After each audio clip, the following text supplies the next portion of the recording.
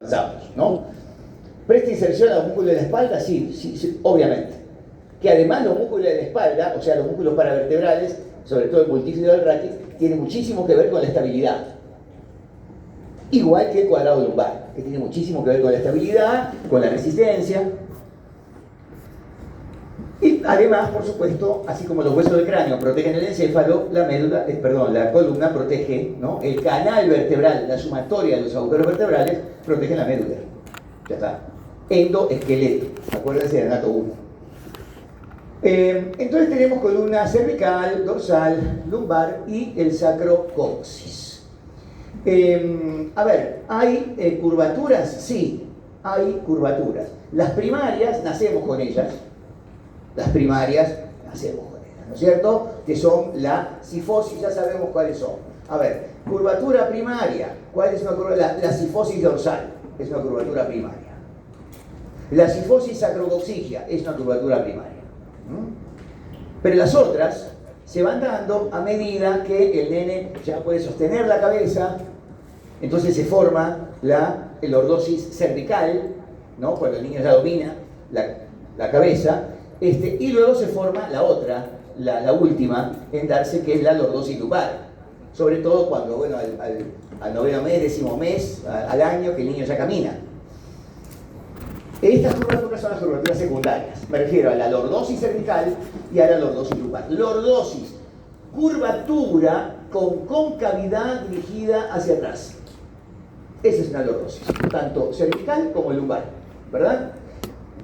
Entonces, una curvatura secundaria siempre existe en respuesta a la bipedestación. Por un lado, sobre todo, la lordosis lumbar, y al control postural y al control de la cabeza, hablando de lordosis cervical. ¿Ok? Como hay algunas columnas vertebrales que no tienen mucha lordosis, tanto cervical como lumbar, y hay algunas que tienen una lordosis muy marcada. En ambos casos hay patología, y en general en ambos casos hay un síntoma cardinal, que es el dolor. Y el dolor se da por sobrecarga. Y la sobrecarga genera contractura. Y es un círculo vicioso, ¿no? Entonces, una de las cosas que más se ve en nuestro medio, bueno, no tanto en nuestro medio y no tanto en el Perú, pero se ve, es la hiperlordosis, ¿no? Exceso de lordosis lumbar. El exceso de lordosis lumbar afecta el centro de gravedad. Entonces, lamentablemente, el organismo, lo que tiene que hacer el cuerpo es llevar el centro de gravedad a otro ángulo. ¿Qué está haciendo? Compensa. Y al compensar hay una contracción, no contractura, una contracción sostenida de un músculo que, claro, con el tiempo y con el sobreuso se convierte en contractura, que es la contractura de los músculos lumbares, para compensar justamente esa pérdida del centro de gravedad. Lo mismo pasa en el embarazo. Esto ya lo dice en Anato 1. Si vos tenés 9 meses de embarazo y tenés una tremenda panza, entonces normalmente, pensando en este centro de gravedad, entonces vos te caes para adelante, porque la panza te lleva adelante. ¿Qué tenés que hacer? Compensás llevando el cuerpo hacia atrás, contrayendo los músculos paravertebrales, los multífidos sobre todo, y el cuadrado lumbar, y los glúteos también. Entonces eso genera esa contractura sostenida, esa contracción sostenida genera una contractura por compensación, digamos, ¿no? O sea que una persona con hiperlordosis en general tiene lumbalgia. Es una de las causas de lumbalgia, ¿no?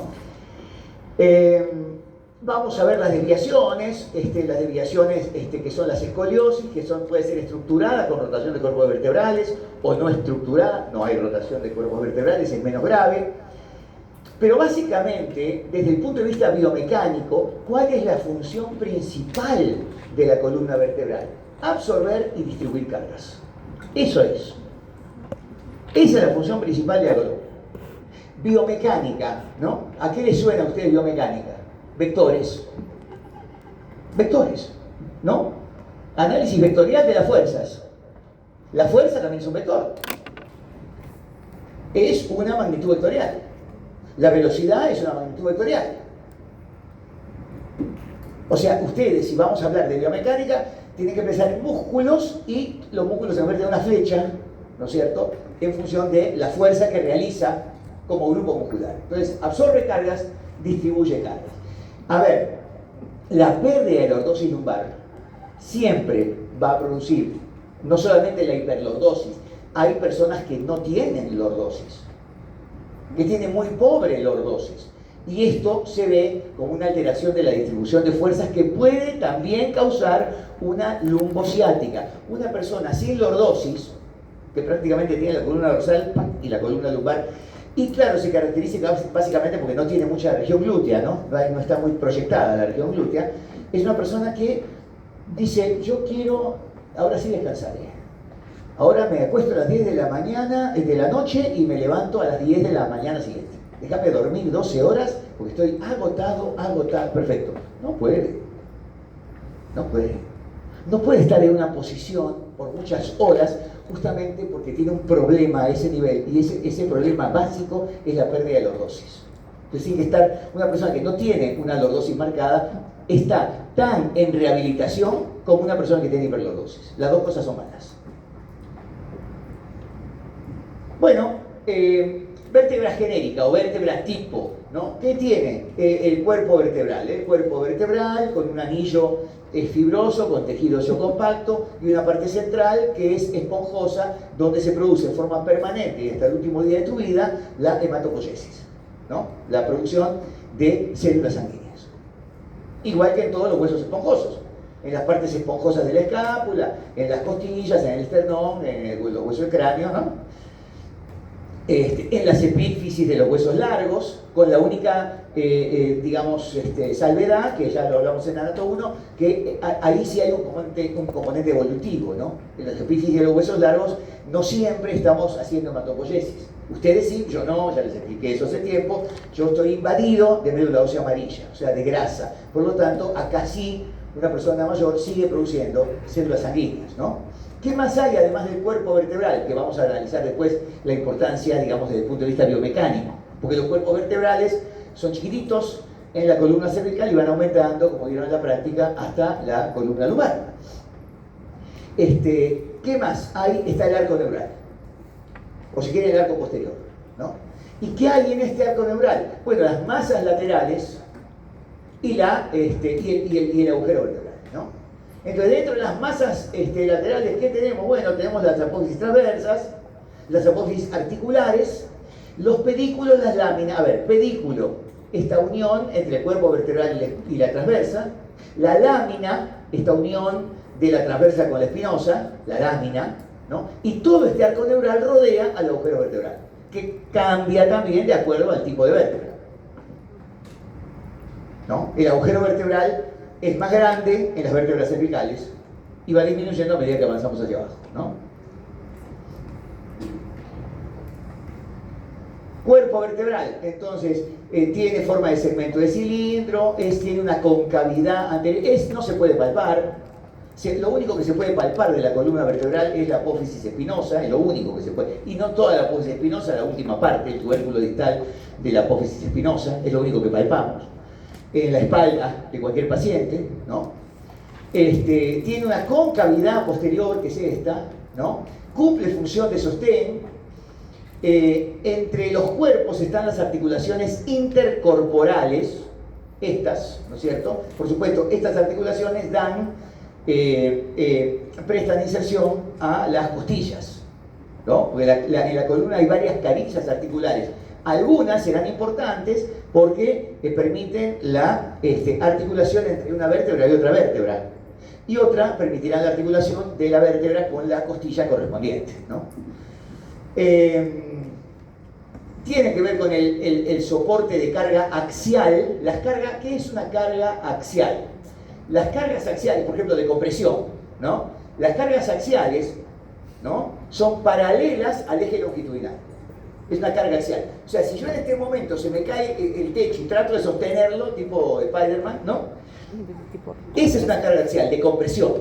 O sea, hay una fuerza que es paralela a este eje, al eje longitudinal. ¿De acuerdo? Y las cargas radiales o cizallantes son perpendiculares al eje longitudinal. O sea, esta carga que viene de atrás o viene de adelante o hago esto, estas cargas son radiales o cizallantes con C, cizallante con C, CZ, por cizallamiento, o radiales, son perpendiculares al eje longitudinal o al eje vertical. Entonces, si yo tengo un incremento de carga axial, compresiva, lo que voy a tener es una estenosis. O sea, lo que voy a tener es una disminución del espacio entre las vértebras, ¿no?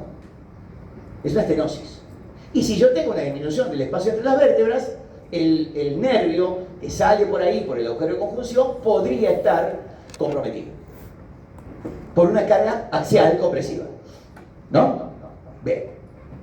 Pero si yo tengo un accidente en el cual tengo una carga cizallante, una carga radial, que es perpendicular al eje vertical, al eje longitudinal, entonces lo que voy a tener es un desplazamiento de vértebra.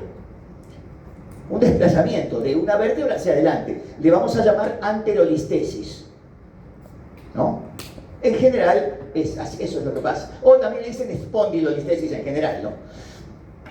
Ese desplazamiento, ¿qué me puede generar? Estenosis, disminución del espacio, no. Lo que me va a generar es que si el cuerpo vertebral de una vértebra se desplaza hacia adelante por este desplazamiento perpendicular, entonces, perpendicular al eje, entonces lo que voy a tener es que si el desplazamiento es más del 50% del cuerpo, voy a tener un traumatismo vértebro-medular. O sea, lo que va a afectar una carga radial o una carga cizallante es la médula.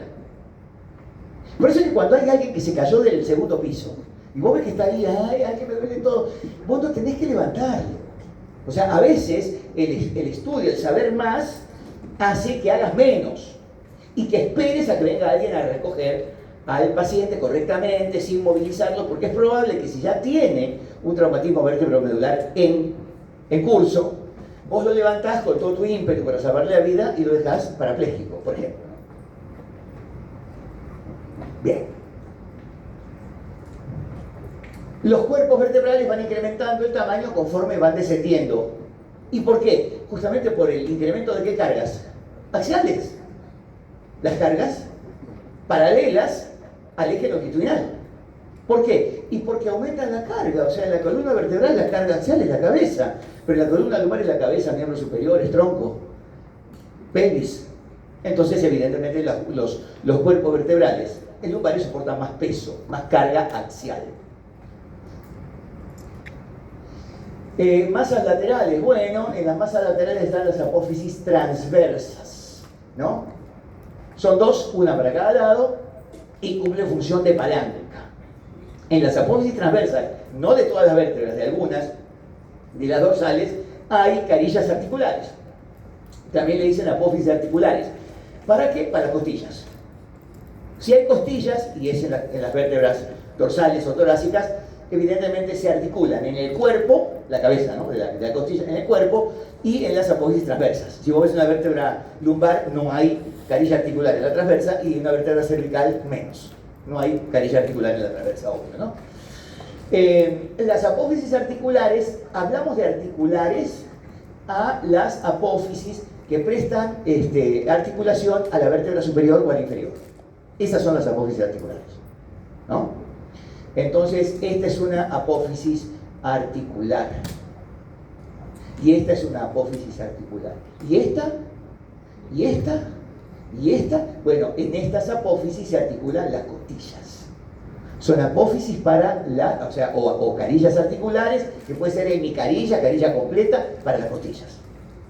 Hay algunas vértebras que tienen carilla completa y otras que tienen hemicarilla. La mayoría tienen hemicarillas para la articulación costal. Pero esta no.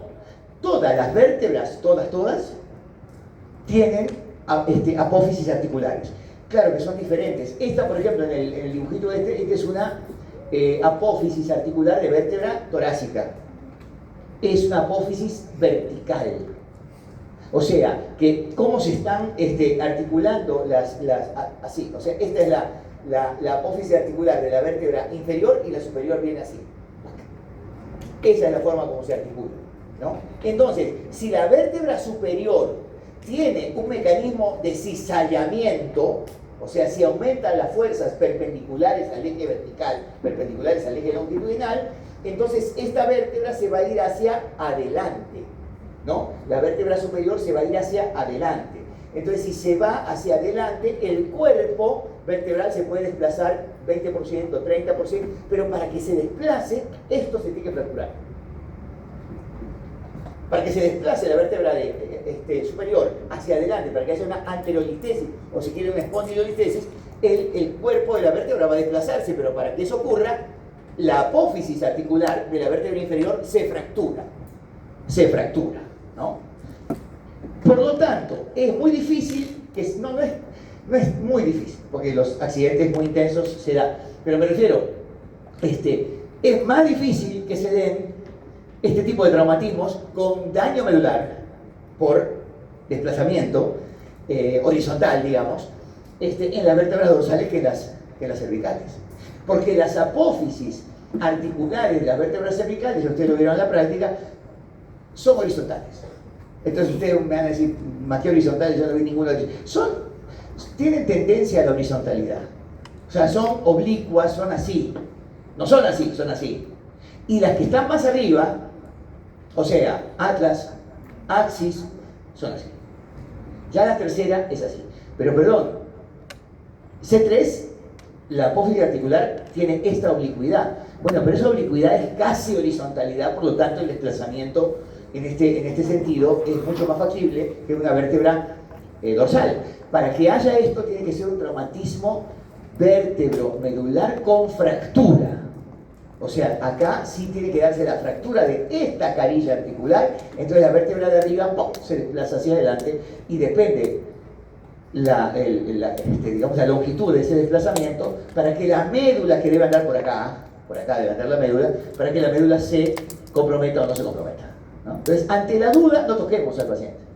Dejémoslo ahí. Eso no significa que hay que dejarlo ahí hasta que muera, morite. No, sino que es un traumatismo que tiene que venir alguien. ¿Quién viene? ¿Ya vieron lo que pasó? La ambulancia llega a los 20 minutos, 30 minutos, para certificar el fallecimiento. ¿A quién hay que llamar? Anatomía 1, ¿a quién hay que llamar? 116. Punto. Nada más. Es más, si quieren, después llamen a la ambulancia y ven si es que viene milagrosamente, capaz que viene a los 15 minutos de una ambulancia. Pero 116, ¿número de quién? Bomberos. Hay que llamar a los bomberos. ¿A quién le van a pedir un desfibrilador si alguien está infartándose? A los bomberos. ¿Vos vas a llamar a una ambulancia? Hay que llamar a los bomberos. Son los que más rápido vienen. Vienen paramédicos, no vienen. ¿Y a vos qué te importa? Que venga un paramédico. Viene un paramédico, pero siempre viene con un DEA. Y hay que pedirle que traiga un desfibrilador. Porque lo más probable es que ese paciente esté desfibrilando. Ya lo vimos en Nato 1. ¿Qué posibilidades de asistolia hay en un paro cardíaco? Sí, hay. Asistolia, o sea que el corazón deje de latir. Paro cardíaco real. Bueno, ahí verán cómo hace para que coja un ritmo compatible con la vida. La mayoría de paros cardíacos, ¿qué son? Esto. Fibrilación ventricular. ¿Qué hay que poner? ¿Adrenalina? No. Hay que darle masaje cardíaco eléctrico con un desfibrilador. ¿Quién lo va a traer? Los bomberos. ¿A quién hay que llamar? A los bomberos. Siempre. Ahora puede haber un problema, un accidente, se demora, pero en general son los que suelen llegar más rápido siempre, ¿no? Y eso lo tiene claro todo socorrista, ¿no? Bomberos. Primera opción. Segunda opción, ambulancia. Tercera opción, el cura. No, pero siempre, ¿no? Primero son bomberos, ¿no? Bien. Listo. Los pedículos. Ya sabemos que los pedículos son esta zona, ¿no?, de unión entre el cuerpo, ¿no?, y la transversa. Ahí no hay mucho problema con el pedículo, pero sí, claro, hay que entender que el pedículo, este es el pedículo. El pedículo hace una escotadura superior, poco pronunciada, y una escotadura inferior bastante más pronunciada. Este es pedículo. Entonces, entre la escotadura superior e inferior, en la columna articulada, se forman agujeros. Vos ves una vértebra y no hay ningún agujero de conjunción. su nombre lo indica, ¿no? El agujero de conjunción es el conjunto de la articulación de toda la columna, pero ¿por qué? Por las escotaduras superior e inferior de los pedículos. ¿Qué sale por el agujero de conjunción? Que acá está la vértebra, este sería el agujero de conjunción, el nervio raquídeo correspondiente. Si hay una estenosis, si hay una disminución de este espacio, por más agujero de conjunción que haya, tanto una estenosis, acuérdense que eso lo revisamos en la pizarra, en anato 1, tanto una estenosis, o sea, pérdida del espacio, pero de todo el espacio, o un pinzamiento, pérdida del espacio en un lado, lo que genera es compromiso del nervio, de ambos nervios, de ambos lados, en una estenosis, y de un solo lado, en un pinzamiento. ¿Y en qué se traduce eso? En dolor. Dolor. Hay siempre que investigar la causa del dolor, ¿no?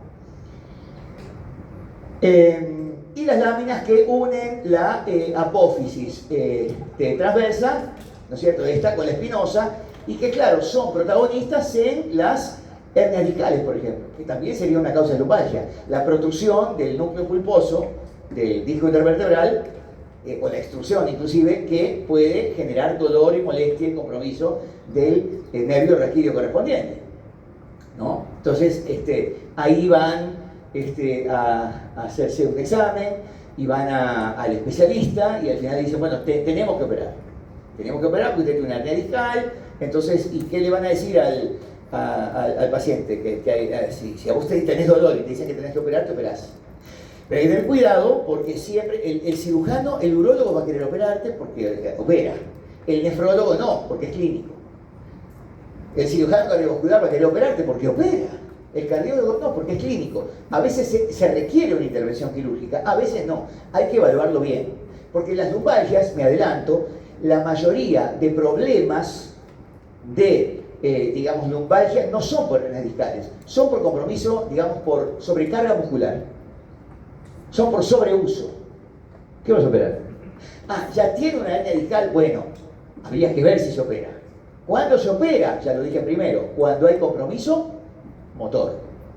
El paciente con una hernia discal se opera si tiene compromiso motor. Está caminando, pierde fuerza, se cae. Bueno, hay que operarlo. Es condición sine qua non para una operación. No significa que el dolor pase en el 100% de los casos, porque hay pacientes que le hicieron la laminectomía, ¿no? Porque pican la lámina para que el nervio se sienta mejor, tenga más espacio. ¿Se acuerdan cuando revisamos en primero el problema del túnel carpiano, ¿no? El síndrome del túnel carpiano. ¿Qué hace el cirujano de mano? ¿Qué hace con ese túnel, con ese nervio mediano que está comprimido entre el semilunar por detrás, entre dos tendones y un ligamento? Corta el ligamento, lo más fácil del mundo. Corta el ligamento, lo descomprime, y el nervio mediano se siente feliz. No es la óptima solución, pero es la mejor. Entonces acá también, ¿qué hacen? Pican la lámina, entonces el nervio ya está descomprimido. Pero no significa que en el 100% de los casos no tenga dolor. No necesariamente. Entonces, ¿para qué te operaron si seguís con dolor? No, te operaron porque tenías un compromiso motor y ahora ya no lo tenés. Por lo tanto, ¿qué hay que hacer en las hernias discales? Me estoy adelantando demasiado. Medicina, digamos, de tipo física y rehabilitación. Punto. Que te pongan ozonoterapia, el huevo, el cuy, no importa, lo que sea, pero definitivamente un tratamiento conservador. No quirúrgico. El quirúrgico es el último tratamiento. Las fuerzas axiales, ¿en qué momento predominan estas fuerzas? Tengo el techo se me cae, ¿no? Carga en bipedestación. Ahí predominan las fuerzas, digamos, paralelas al eje vertical. ¿Sí? Las fuerzas de cizallamiento, o fuerzas radiales también, aumentan especialmente en el segmento lumbosacro, ¿no? Las fuerzas de cizallamiento aumentan en el segmento lumbosacro. Ahora, esa fuerza de cizallamiento con compromiso medular, ¿dónde son más protagonistas? En el segmento cervical. Vos estás manejando y viene esto que le llamamos latigazo, ¿no? Que chocaste. Entonces, es eso que te pasa, es un cizallamiento. Hay un pequeño deslizamiento que te genera inestabilidad, te ponen un collarín, etc. Bueno, eso pasa en el segmento vertical, ¿no? La flexión vertebral aumenta la tensión principalmente de un ligamento que se llama ligamento longitudinal posterior, acá, el ligamento longitudinal posterior, la flexión vertebral. Ahí aumenta la tensión.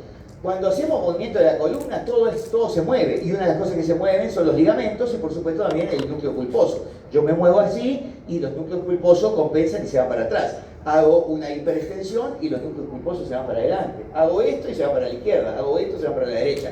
Para compensar el centro de gravedad. La extensión incrementa las cargas sobre las articulaciones facetarias, que son estas. Las articulaciones facetarias. La extensión vertebral, ¿no? O sea, entre las facetas, o sea, entre las apófisis que tienen que ver, que unen una vértebra con otra vértebra. Ahí es que está aumentada la tensión en extensión. La espinosa es impar, me salió, no sé qué pasó con la espinosa completa, se fue. Cumple función de palanca, como las transversas. Las transversas son palancas, ¿no? Y si vos te vas a hacer un tratamiento de quiropraxia, que yo nunca recomendaré, ¿no? Claro, ¿no? Van con el talón de la mano, van a apoyarse en la transversa para sacarte, ¿cómo dicen acá? A la subluxación. Conejito, así que dicen, conejito. Se sacan conejitos y te sacan justamente de las transversas, que son palancas. Y como les dije en algún momento, ese tipo de subluxación que parece que te relajara puede generarte dolores agregados. Entonces tenés muchísimo cuidado con eso porque entra dentro de ese amplio espectro de la pseudomedicina, ¿no? Cuidado. Se palpa, por supuesto, esta parte de acá, esta parte que está ahí en la pizarra, se palpa, ¿no? Y está ubicada en la parte dorsomedial de cada vértebra, ¿no? Ahí lo que estoy haciendo es palpar las apófisis espinosas. Pero recién comienza con la toma en contacto. La toma en contacto es solamente esto, nada más, no se necesita demorar mucho para saber cuál es el tono de tu paciente, ¿sí? Luego, presión longitudinal sobre apófisis espinosas. Yo soy diestro, así que la mano izquierda apoya el pulgar sobre las espinosas y la otra mano en cruz. Y lo que hago solamente es trabajar con esta mano y 1, 2, 1, 2, 1, 2, 1, 2, toda la columna, 1, 2, 1, 2, hasta aquí, buscando dolor. Luego, movilización transversa de las apófisis espinosas. Meto mis 8 deditos ahí y mis 2 pulgares acá y movilizo hacia ambos lados. Movilización transversa, acuérdense, buscando siempre el dolor o molestias. Meto mis dedos y la columna queda ahí. Ahí queda la columna, ahí está la apófisis espinosa, ahí. Si no, no movilizo. Palpación de cordones. Si veo que hay algo hipertónico, tengo que compararlo con el otro lado. Siempre en U, así. Fea letra. Rapidito. Y movilización de cordones, que es esta. Separación de cordones. De cordones paravertebrales. al lado de la columna vertebral. Y hacia el otro. Como no me voy a mover, la separación la hago hacia este lado. Pero lo ideal sería que ustedes pasen para el otro y ya está. Una vez que hicieron esto, se acabó. Ponemos un poco de aceite. Es un video muy largo, no tiene más sentido más que eso. Agujero vertebral. Bueno, el agujero vertebral, que en este caso una vértebra dorsal es circular, tiende a ser circular, y en las vértebras dorsales, en las vértebras cervicales y en las lumbares tiende a ser triangular, ¿no? Es solo con la única diferencia que las vértebras lumbares tienen un agujero triangular más pequeño y las dorsales un agujero más grande. No más grande por el atlas, porque el atlas, ese agujerote que tiene, no es el agujero vertebral. Porque el atlas, la primera vértebra, no tiene cuerpo, tiene un arco anterior, por lo tanto ustedes tienen que pensar que ahí viene el diente del axis y el ligamento transverso, que sería lo que ocuparía el cuerpo del atlas. O sea, piensen que el agujero vertebral del atlas real es de la mitad para atrás, ¿no? Ese sería el verdadero agujero vertebral del atlas. Pero igual es un agujerazo, ¿no? Ahí está justamente el conducto raquídeo, si es que vemos el canal, ¿no? Está todo articulado. y ya les digo, el más amplio siempre en vértebras cervicales. Características propias de algunas vértebras, las vértebras cervicales. Apófisis milunares en el cuerpo vertebral, no todas, la mayoría tiene apófisis milunares. Y dentro del arco neural, apófisis transversas, que son también pequeñas y que son bituberosas, ¿no?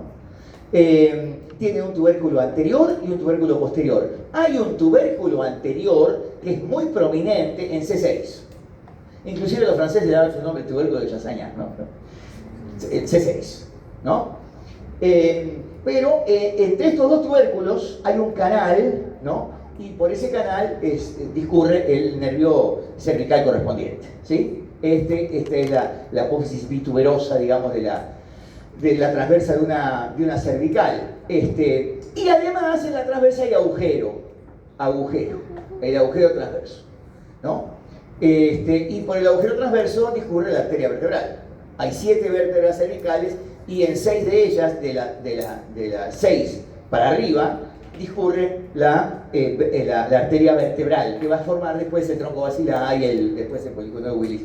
Bueno, en la séptima, tenemos en la práctica una séptima que tiene agujero transverso. Es pequeño, pero tiene.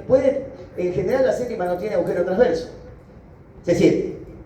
La vértebra prominente. ¿Por qué le dicen vértebra prominente? No porque tenga el tubérculo anterior prominente, porque tiene la apófisis espinosa prominente y vos podés palpar el cuello y decir, acá está, este es la séptima, o sea, de la séptima, de la espinosa de la séptima para arriba es cuello y de la séptima para abajo es tórax, ¿no? Pero en general, si hay un agujero transverso en la transversa de la séptima, por ahí pasa una vena emisaria, pero no pasa la arteria vertebral. La vertebral sube a partir del agujero transverso de C6. ¿Estamos claros? Bien. Entonces, eso pasa en el agujero transverso, la arteria vertebral, que es lo más importante, la vena y el simpático, ¿no? Ahí está, ¿no? La arteria vertebral no pasa por C7, por la vértebra prominente, ¿no? Pasa a partir de C6. 1, 2, 3, 4, 5, ahí está la 6, 6. Y es una exageración, un poquito exagerada, pero la idea es esa. Vos podés palpar tranquilamente la espinosa de C7 y darte cuenta dónde termina el cuello y dónde empieza el tórax, ¿sí?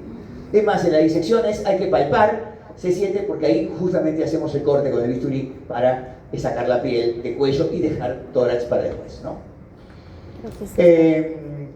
¿Qué más? Bueno, la arteria vertebral, rama, por supuesto, de la subclavia, la estudiaremos cuando hagamos cuello parietal el domingo. Ingresa por acá, por el transverso de C6, y el nervio, el simpático cervical, que es tributario del ganglio simpático cervical inferior, el ganglio estelar, digamos, ¿no? Y bueno, ahí está el tronco basilar, las dos vertebrales que forman el tronco basilar. No vamos a insistir en esto porque lo van a hacer súper con Daniela Roaiza en neuroanatomía. ¿Qué más?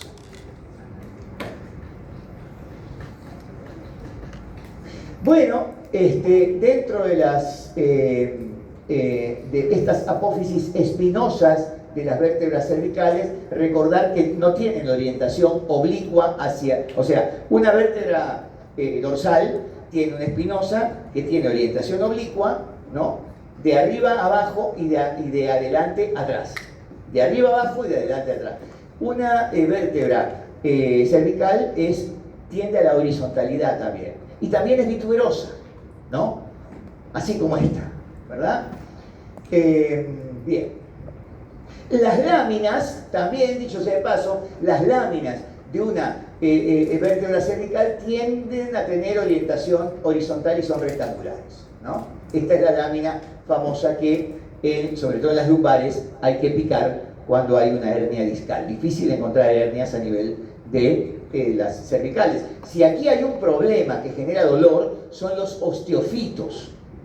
Son los osteofitos o picos del loro. Por acá sale el nervio raquídeo correspondiente. Y aquí hay calcificaciones en esta apófisis transversa.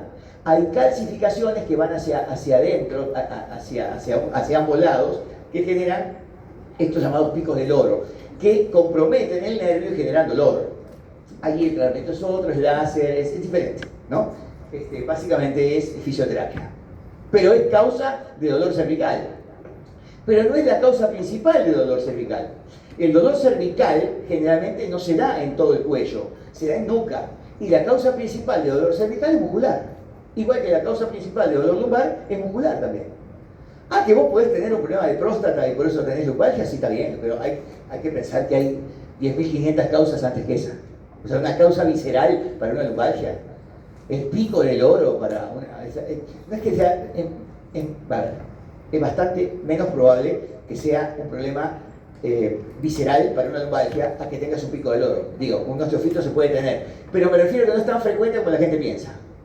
La mayoría de dolores cervicales de nuca son musculares y son sobrecargas. ¿Y por qué? Por sobreuso. Es la palabra que les dije de primero, sobreuso.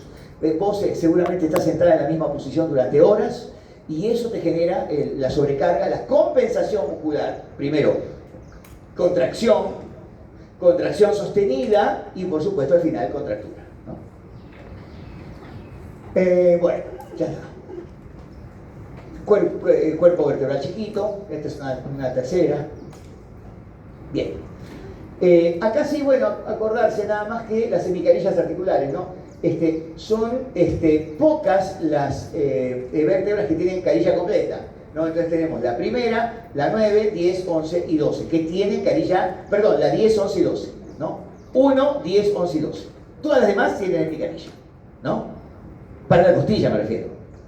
En el cuerpo tiene carilla articular para la costilla, ¿no? ¿Qué más? Las vértebras torácicas, bueno, agujero vertebral circular, el cuerpo ya es más grande, tiene el cuerpo y la transversa carilla articular para la costilla, básicamente para la cabeza de la costilla y el cuello. Y lo más importante de esta vértebra son las carillas articulares, que son verticales. Verticales, las carillas articulares o apófisis articulares, que son las que le digo que se tienen que romper, fracturar, si es que hay una anterolistesis o una espondilolistesis.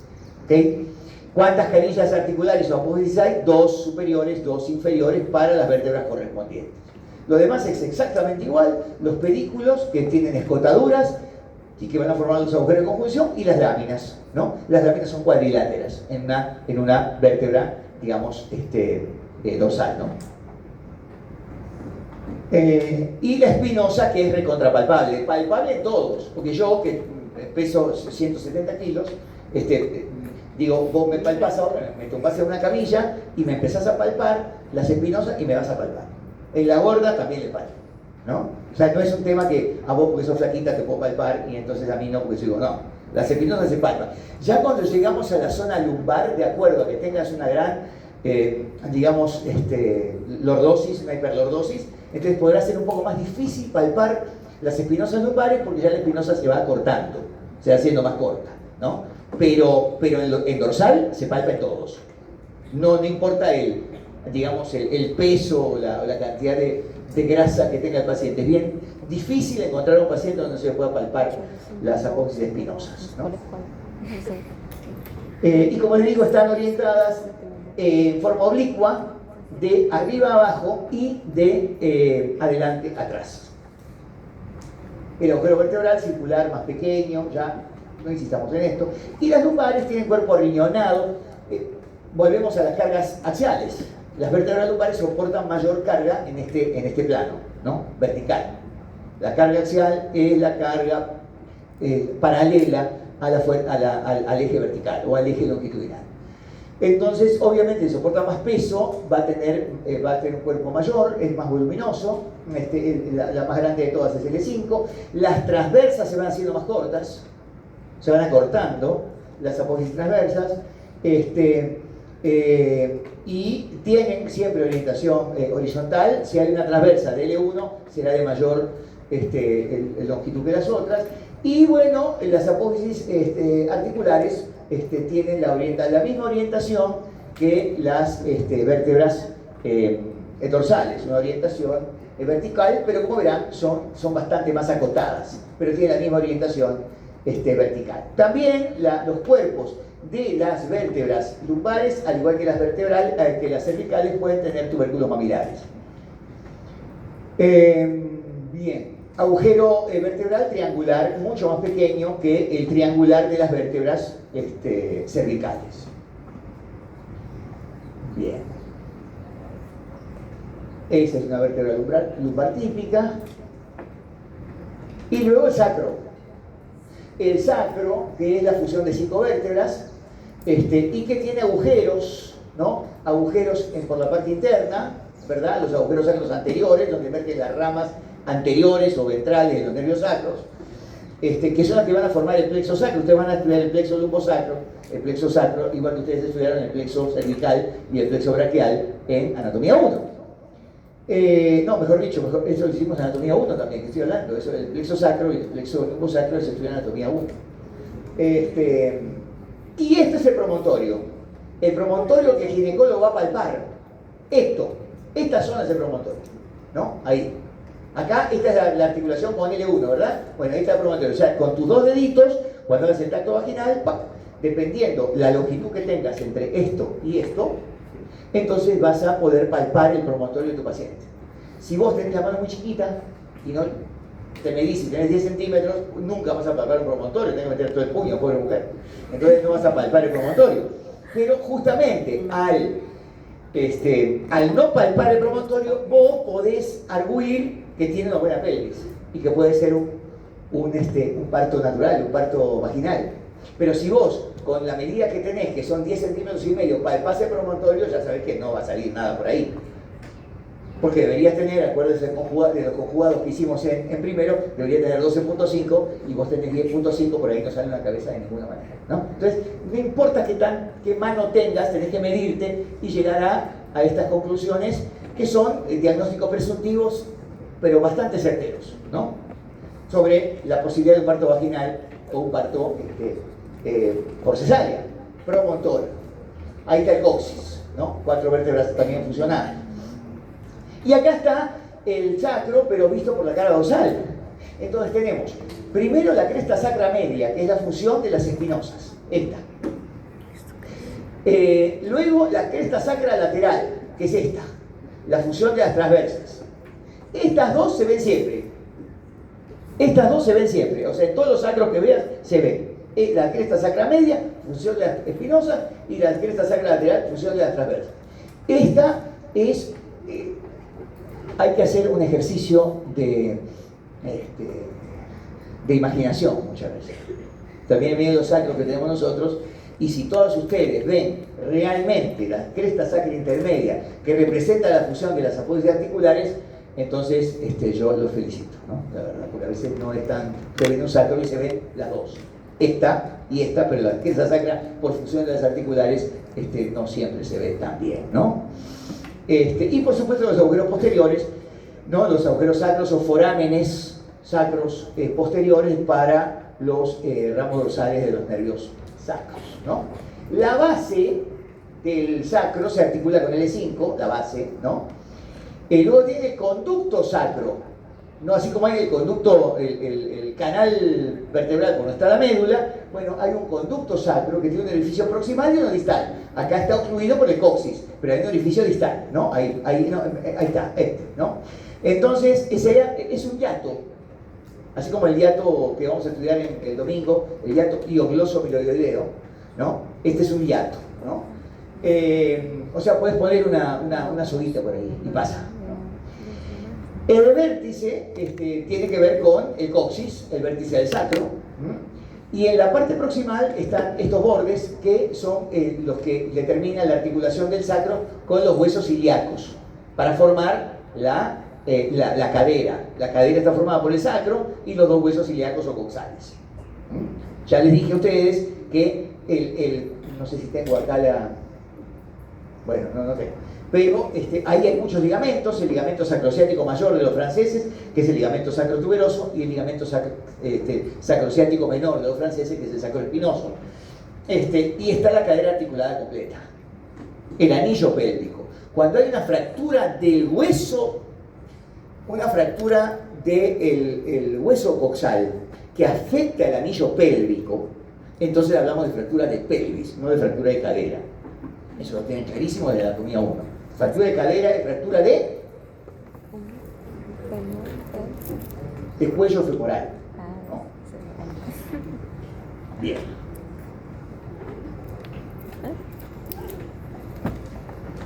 A ver, el sacro en sí es una suerte de amortiguador dinámico de la pelvis.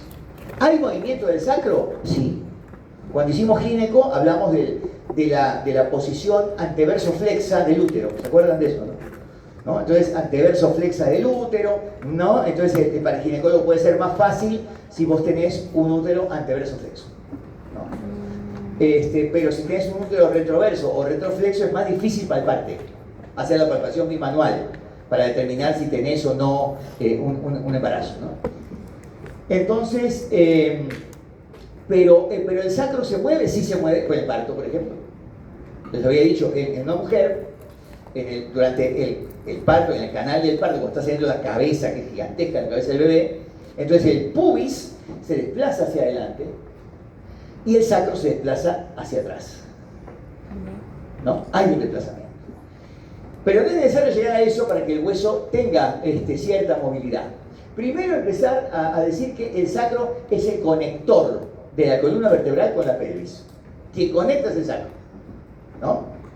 O sea que en realidad es una estructura ósea que transmite cargas, ¿no? Que distribuye fuerzas, vectores.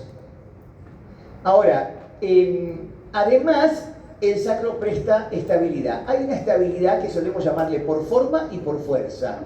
Y por forma, el sacro tiene una morfología muy irregular, pero además están los ligamentos, sacro tuberoso, sacro espinoso, que tiene que ver con la fuerza sacral, ¿no? Y los músculos en general, los músculos, el multífido del raquis, ¿no es cierto? Los músculos, todos los paravertebrales, el cuadrado lumbar, todos tienen que ver con esta estabilidad, que le dicen estabilidad por fuerza y se adaptan las cargas a ese nivel. Pero además hay movimientos. El sacro hace movimientos de desplazamiento donde la base se va hacia adelante y el vértice hacia atrás, o viceversa. La base se va hacia atrás y el vértice hacia adelante. Hay esto, cuando yo saco cola, entonces hago esto, así. Y cuando hago esto, otra vez. Si saco colita, la base se va hacia adelante y el vértice hacia atrás. Y si hago este movimiento, la base se va hacia atrás. Esos movimientos se llaman nutación. Nutación, ¿no? O sea, hay una nutación y una contranutación. Cuando yo hago lo que les dije esto, o sea, desplazo la base hacia adelante, desplazo la base del sacro hacia adelante. Por ejemplo, están en nutación positiva todas las que son, que tienen hiperlordosis, ¿no? La nutación es que el sacro se va, la base hacia adelante y el vértice hacia atrás, generando justamente una sifosis sacrocoxigia prominente, ¿no? Bueno, esta suerte de nutación, ¿cuándo se da? Cuando tengo que cargar peso, por ejemplo, fuerzas axiales. Y la contranutación es cuando hacemos, por ejemplo, una flexión lumbar. Cuando hago una flexión lumbar, yo puedo hacer este movimiento también, ¿no? De contranutación, ¿no? Base hacia atrás y vértice hacia adelante. Pero además, cuando hacemos flexión lumbar, igualito, aunque no me lo proponga, yo estoy llevando la base hacia atrás y el vértice hacia adelante. A ese movimiento le estoy llamando contranutación. ¿Qué hace? Distribuye cargas. Distribuye cargas, ¿no? Ahora, los movimientos de nutación suelen aumentar la estabilidad. Son movimientos estabilizadores sacrales. Los movimientos de contranutación, son movimientos que, al contrario, tienden a disminuir la estabilidad de la pelvis, y eso pasa en flexión lumbar, ¿no? Esos movimientos del sacro son importantes justamente para la distribución de cargas y la estabilidad de nosotros como centro de gravedad. Bien. Los ligamentos sacrotuberosos, ya saben, ¿no? Este es el sacro ciático menor, esta es la espina. Si ustedes se acuerdan, Anato 1 es la parte media de los tres espacios, ¿no? El estrecho superior, el medio y el inferior, que era el diámetro isquiático. Bueno, el estrecho medio, el vedet, es la espina ciática. Entonces ahí está el ligamento sacroespinoso, ¿no? Ahí está. Y este es el sacro tuberoso, que va desde el sacro hasta la tuberosidad isquiática, que es lo que llamamos el estrecho inferior de la pelvis, ¿no?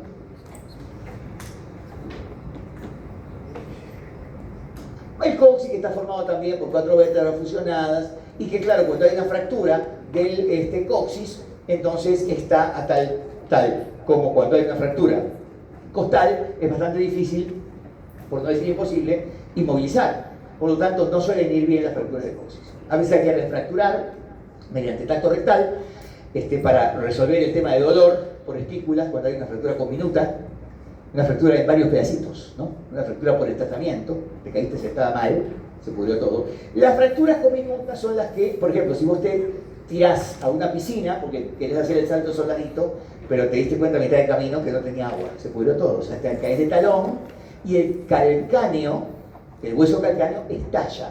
¿Por qué? Porque es un hueso muy esponjoso. Entonces estalla en pedazos. ¿No? Es una fractura conminuta.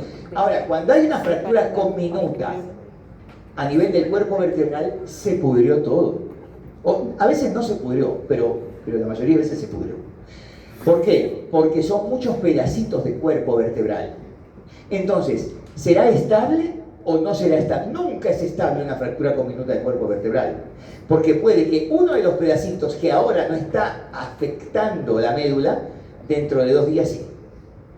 Entonces siempre es una fractura que te promueve la posibilidad de un traumatismo vertebromedular, ¿no?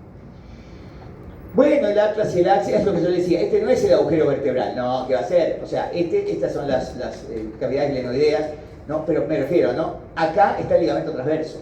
Este es el arco anterior, este es el arco posterior, no tiene cuerpo el atlas, pero todo esto, hasta el ligamento transverso que está sosteniendo el diente del axis, porque si no se pudrió todo ahí sí, por el imagínate, vértebromedular, entre C1 y C2, muerte fija. Porque cuando hay un traumatismo vértebromedular entre C1, C2, C2, C3, C3, C4, muerte fija. Si no te morís ahora, te morís ya 24 horas, pero te morís por el edema ascendente. El edema es imposible de manejar, por más que te pongan manitol, te ponen todos los diuréticos del mundo, te morís igual.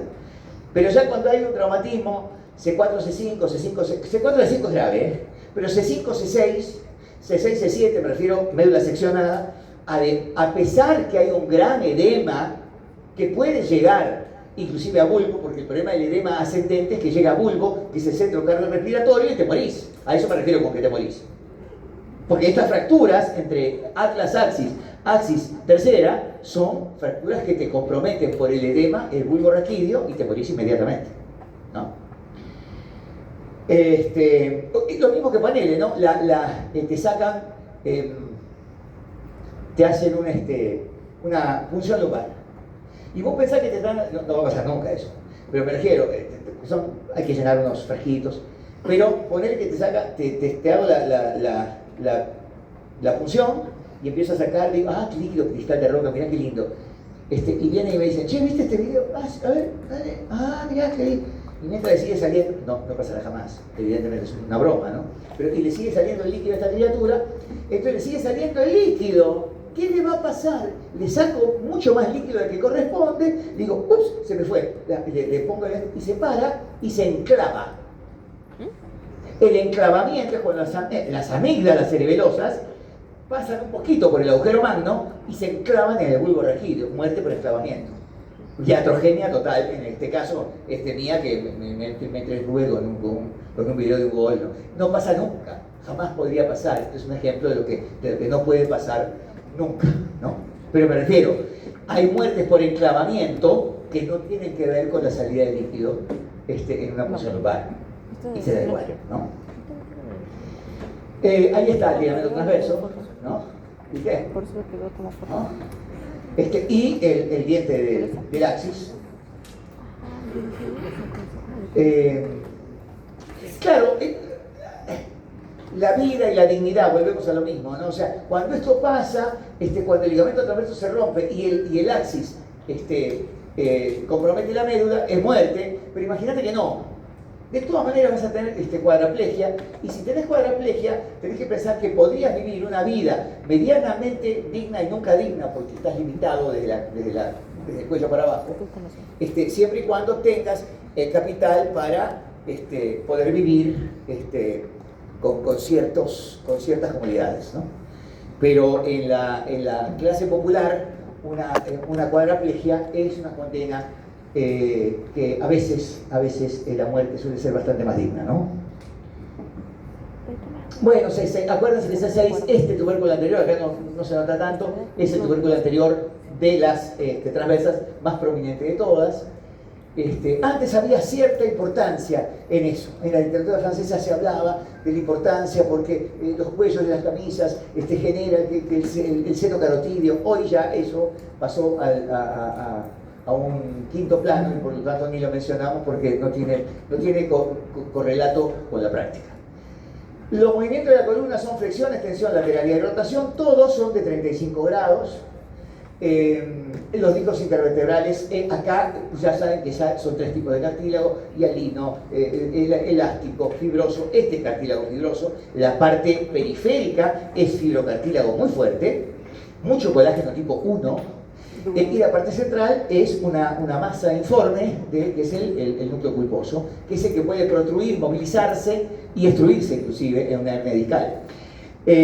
Entonces, a medida que avanzamos en edad, estos discos intervertebrales se van desgastando, sobre todo por deshidratación. Es 1 milímetro de desgaste entre disco y disco que hacen que tu abuela ahora mida 2 centímetros menos, a veces más, de que cuando era joven. Y bueno, la quiere creer a la vieja que medía que más, y decía: ay, abuela, vos seguramente siempre fuiste chiquita. Y no, ella te insiste en que no. Y es verdad. Es verdad. Yo ya estoy encogido, les conté seguro a Anato 1, y me fui a hacer un examen en esta cosa que te piden para el control de oncosalud, que te pesan, te miden y que te tasan y tal. Y me dicen que mido 1,80 m. Yo indignado. Dije: por favor, mira bien. Como diciendo, una técnica es lo mínimo que tiene que hacer el médico. Mírame bien. Y claro, cuando lo dije, yo estaba ahí tratando, ¿no? Y me mide la maldita. Y le dice a la doctora: 1,80 m. O sea, me encogí. Yo medía 1,82 y tal, y ahora estoy en 1,80 m, pues ya tengo la edad suficiente. ¿Para qué? Para haber perdido colágeno, elastina, sarcopenia, agua, es decir, una desgracia absoluta, ¿no? Pero forma parte de la evolución, hay que aceptarlo. No es un drama tampoco. Canal vertebral, en fin, este es el disco en el vivo, ¿no? ¿Qué hay ahí? Bueno, hay grasa, hay la médula espinal, ¿no es cierto? Hay venas, arterias y la raíz anterior y la raíz posterior del nervio raquídeo. Entonces, ¿cuál es la función del nervio? Permitir del disco, permitir el movimiento de la columna y amortiguar los traumatismos. Es como los meniscos en la rodilla, los famosos cartílagos interarticulares, ¿no? Bueno, el núcleo pulposo deriva de la notocorda, o también le dicen notocordio, lo van a estudiar ustedes bueno, ya estudiaron en Nemprio, ustedes ya hicieron Nemprio el siglo pasado.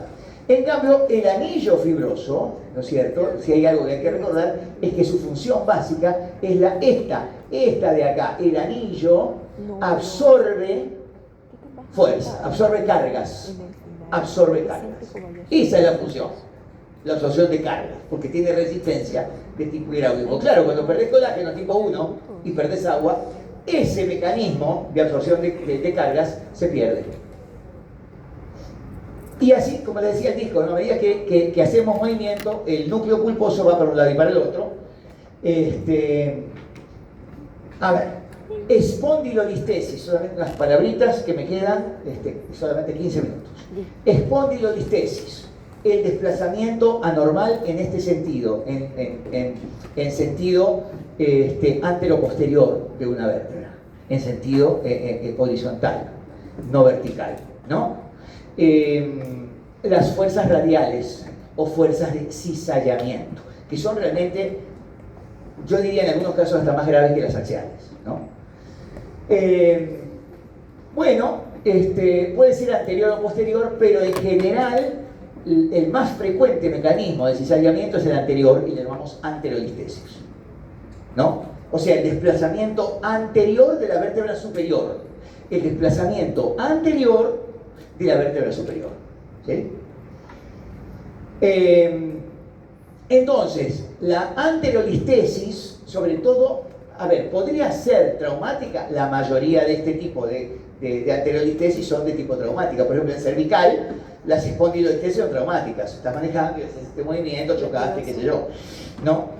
Pero a medida que avanzamos en edad, las degenerativas se dan sobre todo en columna lumbar, ¿no? Básicamente L4, L5, pero también en otras partes de la columna lumbar. Ese es el mecanismo de cizallamiento. Un desplazamiento anterior de la vértebra superior en general, ¿no? Ahora, ¿cuál es el ligamento que más se opone al cizallamiento? A este desplazamiento anterior, que repito es el más frecuente de los desplazamientos por cizallamiento, es el ligamento longitudinal anterior. Este era el ligamento longitudinal posterior y este es el ligamento longitudinal anterior. Es el ligamento que se puede oponer al cizallamiento. Pero ¿qué pasa? Cuando es demasiada la fuerza cizallante, ¿no? La fuerza radial, entonces el ligamento se elonga. ¿Cómo se llama cuando se elonga un ligamento? Esguince. Perfecto. A ver. Listo. Entonces, bien. El cuerpo soporta cargas axiales, los pedículos forman el arco, esto lo leen ustedes, porque me apuro un poco. Los músculos paravertebrales, los multífidos, los erectores espinales, los rotadores, el cuadrado lumbar, tienen muchísimo que ver con el control postural, ¿no? Ahora, neurológicamente, ¿quién tiene que ver con el control postural? El cerebelo, ya lo van a estudiar con Daniel, el doctor Daniel Araiza, ¿no? El cerebelo, le va a decir, es un órgano que controla la eumetría, la isostenia, la sinergia, la dialogocinesia, el equilibrio y el tono postural. Lo del equilibrio ya lo vimos en Anatomía 1, el vínculo que hay entre el cerebelo y los conductos semicirculares, ¿no? Con el nervio vestibular. Pero el resto lo van a hacer, por supuesto, en neuroanatomía, que es un capítulo muy bonito. Hay varios tipos de espondilolistesis. La degenerativa es muy predominante en adultos mayores, sobre todo, como les digo, en el L4, L5. Y se da sobre todo por artrosis facetaria, ¿no? De la unión entre las vértebras. Pero hay otras displásicas traumáticas, tumorales, etc. ¿Sí? Bien. Lean. ¿Qué? ¿Otra más? Entonces, la biomecánica de los deslizamientos, bueno, pueden ser axiales, ya saben las axiales, ¿no? Las axiales que son, digamos, paralelas al eje vertical o al eje longitudinal. Las de cizallamiento, la más grave de todas, sobre todo en el L4, L5 y el 5S1. Perdón, eso es la biomecánica de la lesión más frecuente. Depende. Si estamos hablando de columna cervical, los desplazamientos también son bastante frecuentes por causa anatómica. ¿Por qué? Porque las apófisis articulares son oblicuas o con tendencia a la horizontalidad. Por lo tanto, ese desplazamiento es muy frecuente. Rotacionales, flexoras, extensoras, lean. Cifoescoliosis. Puede ser estructurada. La escoliosis es esto. No es necesario que el doctor Jorge Vera Ponce de León les hable de radiografía para que vean esto, y tiene que ser un especialista en rayos X, en diagnóstico por imágenes, para que determine esto. Porque lo ve el portero. El portero dice, esto es una desviación de columna criminal, ¿no?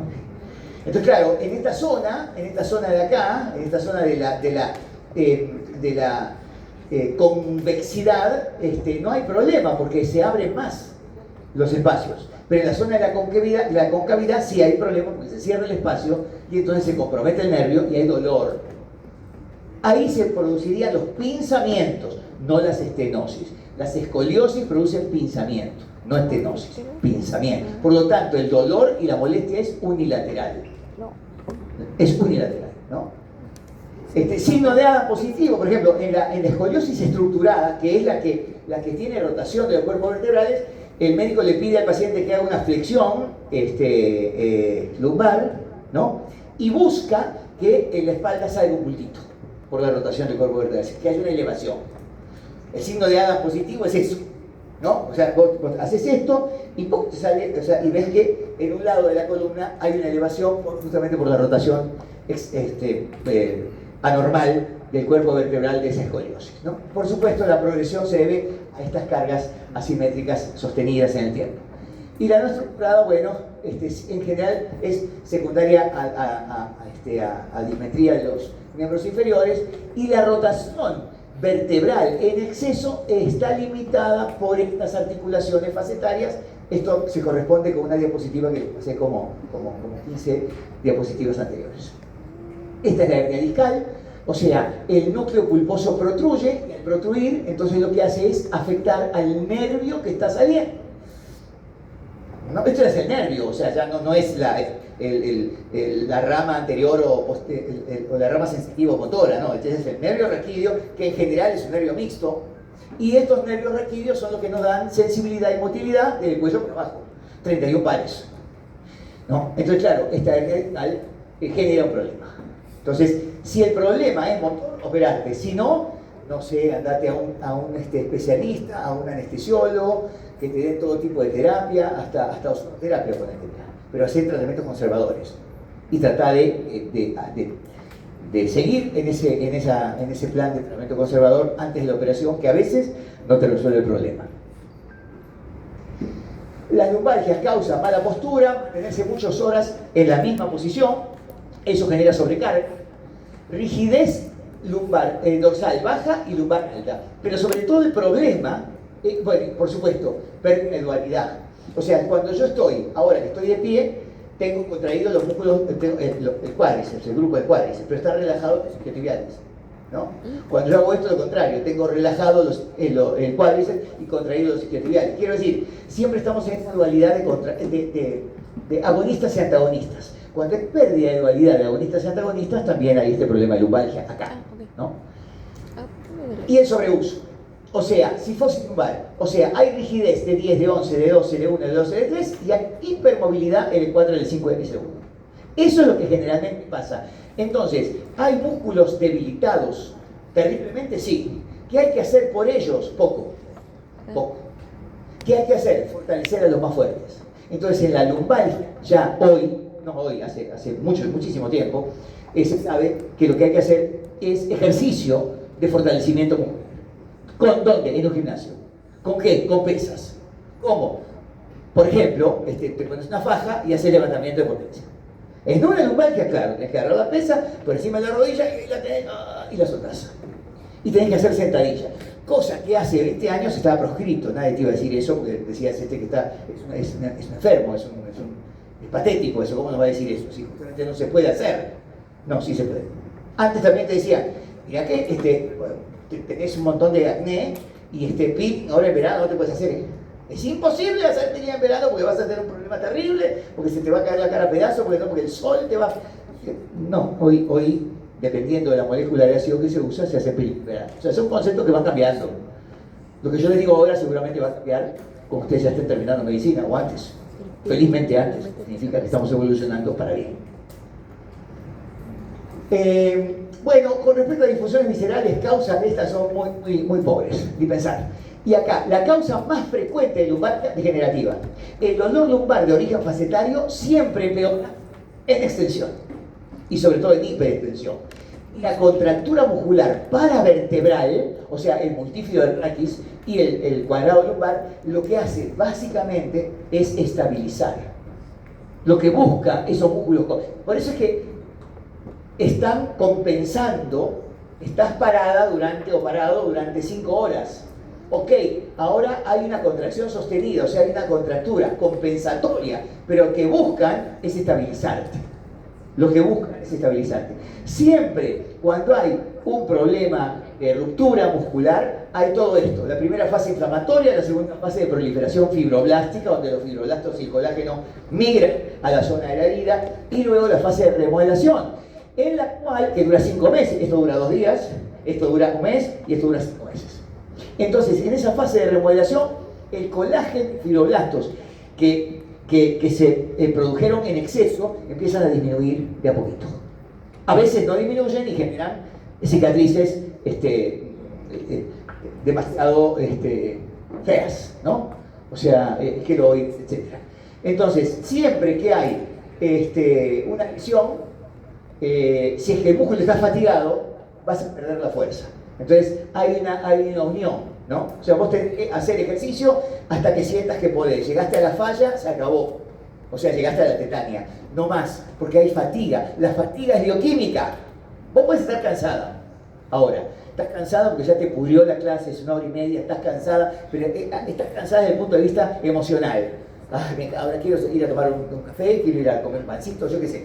Ese cansancio. La fatiga, cuando hablo de fatiga, es de tipo bioquímico. Se fatiga el músculo porque produjo demasiado lactato, porque ya el glucógeno hepático y muscular disminuyó, porque hay demasiados fosfatos libres, porque sudaste con mucho ancho, entonces hay deshidratación, porque te sobrecalentaste, todo eso que genera fatiga muscular. Entonces, cuando vos hiperfatigás un músculo, se va a romper.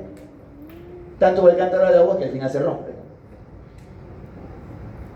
La transmisión de cargas desde la columna al miembro inferior se realiza principalmente a través de estas articulaciones, que son las articulaciones sacroiliacas. ¿Puede entonces una lumbalgia afectar algo más que la zona lumbar? Sí, claro. ¿Qué puede afectar? La zona del miembro inferior, zona posterior. Y puede afectar la pantorrilla, y puede afectar el pie. Entonces ya no es una lumbalgia, es lumbociática. Una lumbociática, ¿no? La región más móvil y vulnerable de la columna, ya lo vimos, terminamos acá, es la región cervical. Es la región más vulnerable, sobre todo a los traumatismos vértebro-medulares por mecanismos de deslizamiento horizontal, por un tema anatómico y porque las carillas articulares tienen tendencia a la horizontalidad, digamos. Las fracturas con minuta, como esta, se asocian siempre a ¿qué? A compresión axial. O sea, yo estoy tratando de sostener el techo, pero ya no puedo más, se me viene y puedo tener una fractura con minuto y simplemente me caí parado. Y al caerme parado me pudo haber estallado el calcáneo, pero también me estalla un cuerpo vertebral. Esto es muy inestable, porque podría comprometer, por supuesto, el contenido del agujero vertebral, la fractura con minuta o fractura por estallamiento. Y el compromiso neurológico en las fracturas vertebrales siempre depende de la integridad del agujero vertebral. Si no hay integridad, es como la fractura pélvica. ¿Por qué la fractura pélvica es grave? Porque se fracturó el anillo pelviano. Y al fracturarse el anillo pelviano, te puede romper la vejiga, puede haber problemas a nivel de la arteria femoral, de la vena femoral, entonces puede haber muerte inmediata por eso. Entonces, acá igual, si este anillo del cuerpo vertebral está indemne, el pronóstico es mejor. Corregir el desequilibrio mecánico, relajar la musculatura, básicamente, y reducir la rigidez. No hay tiempo para el video, se los dejo.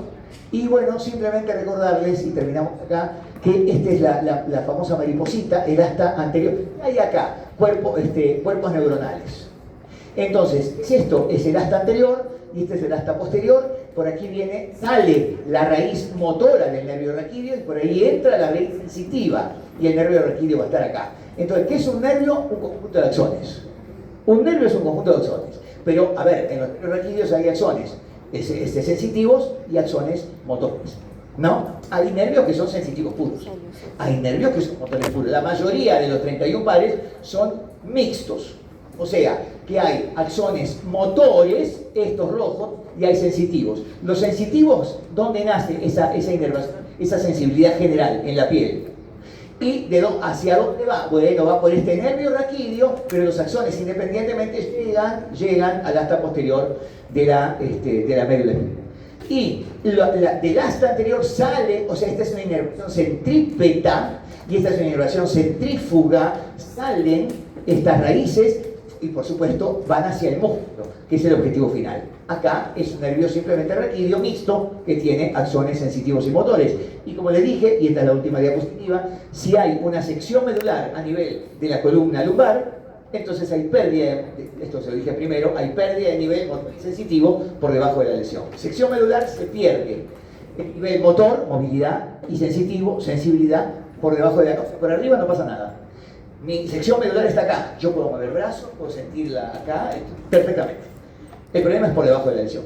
Pero si hay una sección medular a nivel cervical, entonces afecta el plexo cervical y dorsal. O sea, hay pérdida de nivel motor y sensitivo por debajo de la lesión. Aquí habrá paraplegia, aquí habrá cuadraplegia o cuadriplegia o tetraplegia, o sea, el paciente mueve y siente de cuello para abajo.